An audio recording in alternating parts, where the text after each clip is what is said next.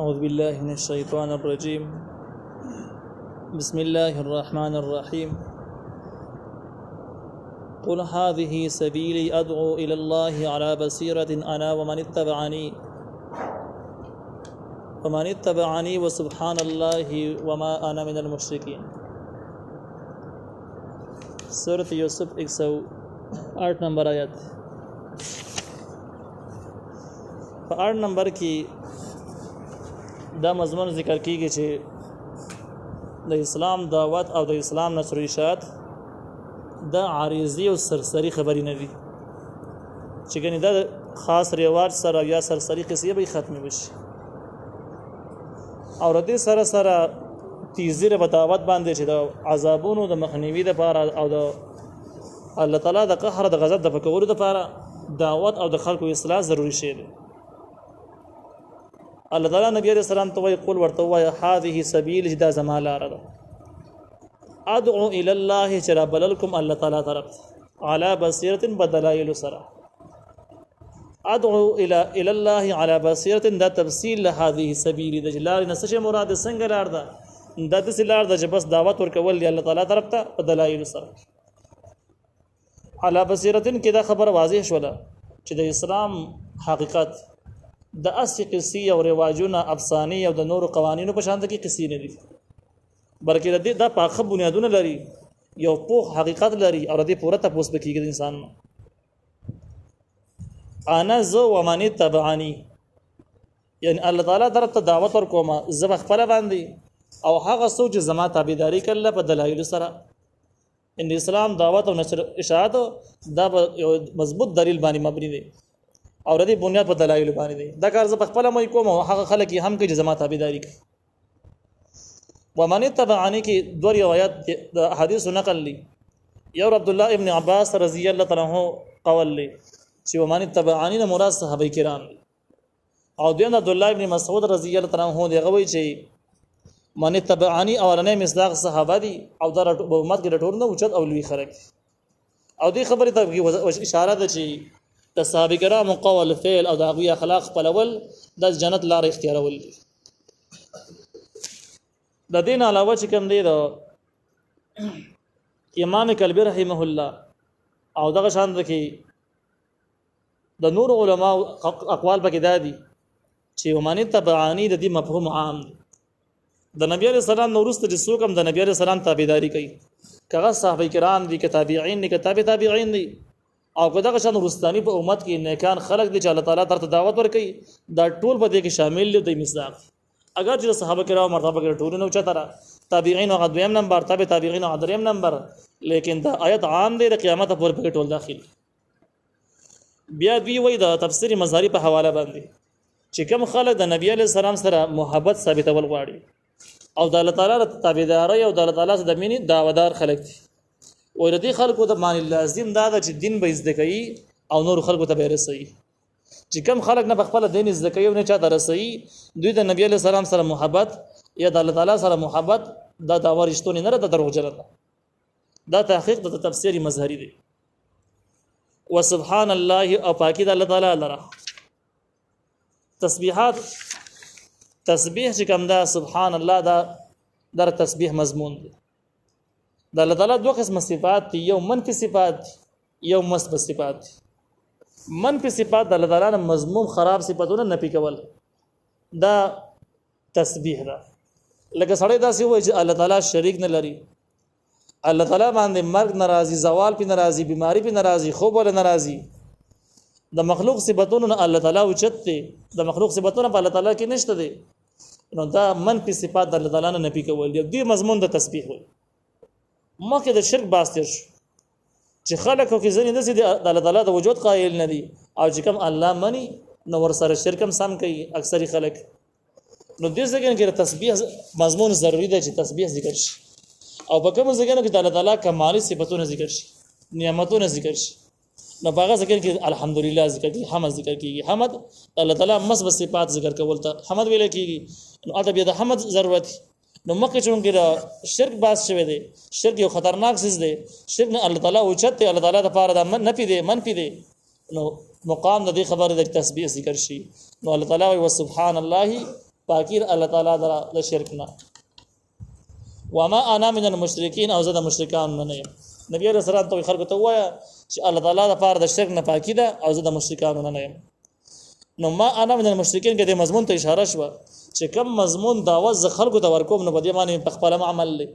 او په خپل معنی هم شرک نکوم. دا څنګه ده چې خلکو ته دعوت ورکوم خپل بندګۍ د خپل بندګۍ دعوت چاره نه ورکوم بلکې زه په خپل هم توحید پابند یم او عام مسلمانانو ته هم دغه دعوت ورکوم. وما ارسلنا من قبلك الا رجالا نوحي اليهم. دا مشرکانو د کافرانو یو اعتراض په نبی عليه السلام پر رسالت باندې او دا هغه اعتراض تفصیلی جواب ذکر کی. کافرانو بدا اعتراض کوي نبی عليه السلام باندې دا پیغمبر ځکه نشي کېده چې دا انسان او نارینه دی او پکار دا چې دا کم څوک پیغمبر کیږي دا انسان نه فرشتہ پیغمبر شي پیری دی پیغمبر شي بل څوک دی پیغمبر شي خدای دې نه پیغمبر کیږي انسان پیغمبر جوړیدل دا ویل ممکن نه دی. دا زموږ شان انسان د ژوند ضرورت لري بازارونو ته ځي او د عام انسانانو غوښنه کې ضرورت لري معلومی کې دا چې د اړو پیغمبر دی نه. دا د مشرکانو په نبی عليه السلام پر رسالت باندې اعتراض دې ذکر کې دغه اعتراض تفصیلی جواب ذکر کی چې تاسو خو د نبی عليه السلام بارکه واجب د انسان پیغمبر کې دی نشي او تاسو مخکینی تاریخونه ولولای او د عیسی علیه السلام نو وړاندې لاړ شي ادم علیه السلام ته ورسېږي څومره پیغمبران چې راغلي ته پرشتي وي کې انسانانو ټول انسانانو چې دا انسانانو نارینه نو بیا اعتراض په خپل باندې ختم شو چې هغه پیغمبرانو سره اعتراض نشته لري په دې اعتراض دی دا خو مخکې سره ټول د انسانانو را شریک دی. نو الله تعالی وما ارسلنا من لګلی من قبلک استانه وړاندې په پیغمبرای سره الا رجال مگر نارینه لګری دي نارینه سړی. رجالان کې دو مضمونونو وضاحت وشو. یو دا چې مخکې نه فرشتي نه راغلي پیغمبران شوی نه هغه سړی. دویم دا هغه خلکو جواب په ذکر کیږي چې کم خلک د ځینې زنانو د پاره د پیغمبري داوا لري چې پیغمبران وي او دې ته وحی شوی لکه د موسی عليه السلام مور او دغه شان د عیسی عليه السلام مور او دغه شان د بیبي اسیه باره کې اقوال شته دي. نو دغه اقوال چې څومره جدي دا راجمه کی ل ټول حاصل دا دي چې دا دوی دغه درې زنانو د پیغمبري قائل او د کم ځګین دلیل پیدا کی. دوی دلیل دا پیدا کوي چې قران کې زې په ځمانه ذکر دا د چاغوي ته الله تعالی حکم راغلی الله تعالی ته وحی کړی و حکم راتل وحی راتل برای راس وحی یا د فرشتي په ذریعہ باندې ته پیغمبرانو ته کیږي. نو وای معلومه ده چې د زنانه هم پیغمبرانو کې شامل.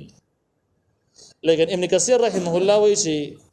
د اهل سنت والجماعت عقیده ده چې په زنانو کې پیغمبران ناراض پیغمبران بنارینه او انسانان وي چې دا ټکي کله ثابت شو الا رجالان دا مضمون معلومیږي. نو دا چې کله دا مسله ثابت شوه نو پته ولګیدله چې پیغمبران پیریانو کې هم نشته په زنانو کې هم نه راغلي د وسه پوري فرشتي هم نه دي صرف نارینه چې هغه انساني او نارینه وي. پاتې شو دغه زنانو باره کې چې قران کوم ذکر کړی د جاغې د وحی شوی و دغه نه صرف او صرف دغه کرامات معلومیږي دغه بزرګي ته معلومیږي لیکن دا خلق دغه زنانو پیغمبري دي په است دلیل سره نه معلومیږي. نو الله موږ نه لګري ستاره وړاندې مگر نارینه وو نوحي الیهم چې موږ وحی کوله هغه ته من اهل القرى د کلی خلقو د کلی والا خلقو د اهل د کلو نو. نو په دې ځکه کې دا مضمون شو چې پیغمبران واقع ستاسو شاند کې انسانان دي بل څوک نه دي او تاسو د کلو د خلقو نسل بل څوک نه دي. لیکن صرف دومره خبر د جاغوي ته وحی کیږي تاسو د وحی نه کیږي که تاسو وای پیغمبر زمو شاند کې دي نو انسانیت کو سب شاند کې دي د کې شک نشته. لیکن مدیو ټکی کې د نبی له جاغه ته وحی کیږي تاسو ته نه کیږي په دې کې فرق صرف من اهل القرى کې دې ته اشاره ده چې پیغمبرانو سمر راغلي دا د کلو خلق او د خاریو خلق وې د باندو خلق چرته پیغمبران شوي نه دي. او تفسیر قرطبی تفسیر مظهری دې بده خبره من وضاحت کړي د باندو خلق پیغمبران شوي د وسبوري نه دي نه پیغمبران کیږي. وې د دې وجه نه چې د باندو د خلقو طبيعتونه انتهایی سخت مزاج خلک او سخت مزاج کس چې کله دومره غټه پریزه بستر باندې کیدي او د خلقو سره مخامخ شي هغه اخلاق سخی فطرت سخی نو په قوم کې دا دعوت د اثر رسوخ پیدا کېدو په ځمانه نفرتونه راولاړي مشکل نفرت راولاړ شي نفرت او دعوت دوه راجمع کیږي نه نو بس یو بل سره ټکراو پیدا شي بیا دغه سلسله د پیغمبر چې کوم دا هغه مخکې ناکام کیږي کامیابیږي نه. نو د الله تعالی نظام دا دی چې کم کسان پیغمبران شوي دي ته د کلو خلکو ته خاریو خلکو د باندې والا پکې هم څوک نه دي پیغمبران شوي. افلم یسیروا فی الارض اذا خلق نګرځي بزمکه کی سار یسیر سیرا سفر کول ته داخل سفر نه کې بزمه کې بیان زورو چې دیو ګوري کیف کان جسترنګ هو عاقبت الذين من قبلهم انجام د هغه خلکو چې دوی نه مخکې تر شوي دي. دا تخفیف دنیاوی دی. کم خلک چې داعیان دعوت نه مني کاغه پیغمبران دي کو د پیغمبران نورسته و مانت تبعانی امتیان دي هر څوک چې دي چې هغه د قران او د حدیث او د شریعت تعلیمات دعوت نظریه مخکې بوزي او خلک یې نه مني. دا خلکو د لپاره تخفیف دنیاوی دی هم زجر دی هم تخفیف دنیاوی دی چې د مخینه دغه نظام د الله تعالی له شریعت لري د ذکر داعیان راغلي دي او دعوت چرولې دي خلکو مسترد کړي دي منلای نه دی رد شوی دی. نو په دغه خلکو باندې قسم عذابونه راغلي دنیا کې دغه ډېر زیات نمونه واضح نمونه موجود دي. نو الله تعالی د خلکو ته وایي چې تاسو سفر نه کوئ شام یمن عراق دی علاقو ته نه دري تاسو هغه خلک نه دي لري چې د الله تعالی په لوی لوی عذابونه باندې هلاک شوی دي. قوم لوط علاقه باندې کاني ورېدل دي په دغه زمانه کې